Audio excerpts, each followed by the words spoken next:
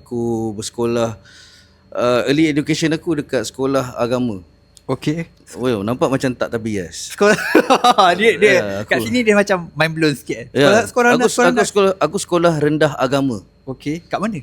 Dekat Gombak. Alright. Cuma kat situ aku awal-awal moment aku masa aku belajar dulu pun sebab bapak aku mualaf. Okay. Jadi diskriminasi tu aku dah mengalami daripada kecil. Sebab aku dalam golongan minoriti lah. Alright. Aku rasa bapak yang lain semua yang ada kat situ semua bapak-bapak yang dah orang kata semula jadi Islam lah. Berketurunan Islam lah. Aku susu galuh aku Kristian, bapak aku masuk Islam. Okay. Jadi bapak aku dia bukanlah nak kata apa. Kadang macam bapak aku mungkin kadang-kadang mungkin agama tak apa nak kuat sangat.